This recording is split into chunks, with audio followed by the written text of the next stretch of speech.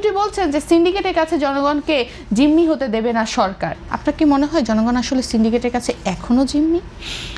Syndicate শব্দটা না একটা রেটোরিক্সের মতো।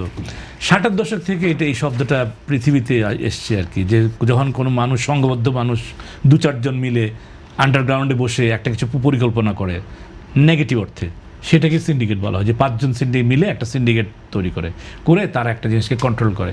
যারা আসলে মজুদ করছে বা কালোবাজারি বাংলাদেশে ওই সিন্ডিকেটটা কোথায়? যাদের ভিডিও আমরা অনলাইনে পাচ্ছি না, ওইগুলো তো ওটাকে সিন্ডিকেট বলা যাবে না, এটা বিচ্ছিন্ন ঘটনা এগুলি।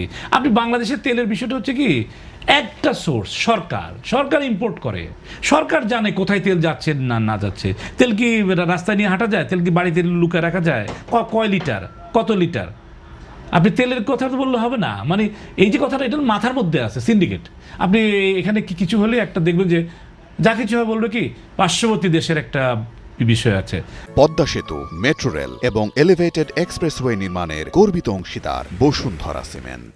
তারপরে আপনার আরেকটা জিনিস বলা হয়ে থাকে যে উপর থেকে আদেশ আছে আমাদের উপরে এটা করার। এই যে বিষয়গুলি আছে, এগুলি আসলে মাথার মধ্যে ঢুকে বসে আছে। উপর থেকে আদেশ, উপরওয়ালারা কে আপনি খুঁজে পাবেন না। আজকে কেউ না কেউ তো আছে, আমি জানি না, আপনি একটু খুঁজে দেখেন যে না, এটা হচ্ছে মানসিকভাবে আমাদের মানসিক সংকট। কেউ না কেউ তো কলকাঠি না। কোথায় সেই তেলের বিষয়ে কলকাঠিনারা গোষ্ঠীটা কোথায়? আপনি খুঁজে দেখেন বিষয়টা। এখানে কি করতেছে, বলতেছে কি ইয়ারা, ওই যে আপনার মোটরসাইকেলওয়ালারা তেল লাইন দিয়ে উঠায় নিয়ে এসে বাজারে বিক্রি করে দিচ্ছে। কার কাছে? গ্রামের ভিতরে। তো এটাকে সিন্ডিকেট শত শত লোক করতেছে। তো এটা তো আপনার সিস্টেম ফেলিওর। সিন্ডিকেট কোথায় বেরোলে?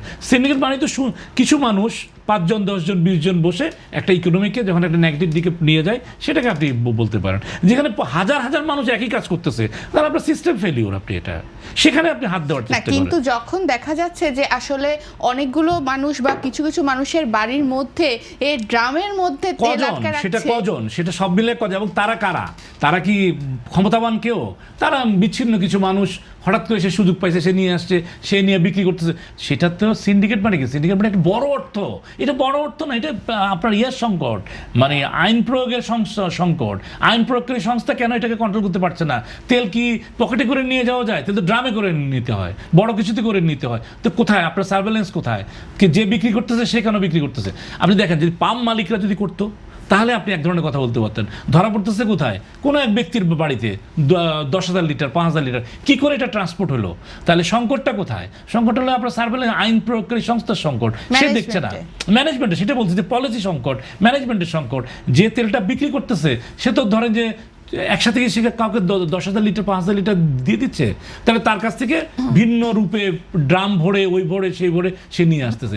আমি আপনাকে যেটা বলতে চাচ্ছি যে আমাদের সংকটটা আসলে শুরু থেকেই, বাংলাদেশ স্বাধীন হওয়ার পর থেকে যদি বলেন যে আমাদের এনার্জি নিয়ে পলিসিটাই আসলে গোলমালে চলছে এবং চ্যারিটির মতো করে চলছে, যে আমি দাম বাড়াবো না, আবার বলতেছে আমি দাম বাড়াই দিলাম, আবার বলতে সিন্ডিকেট হতে দিব না। ভাই, সিন্ডিকেট আপনি পাইলেন কোথায়? আপনার সিস্টেমটাই তো ফেলিউর। তাহলে বাংলাদেশে যত লোক, এই যত মোটরসাইকেলওয়ালা আছে, যত গাড়িওয়ালারা আছে, সবগুলি মিলেই তো তাহলে সিন্ডিকেট। এটা সিন্ডিকেট না, এটা গণপ্রবণতা।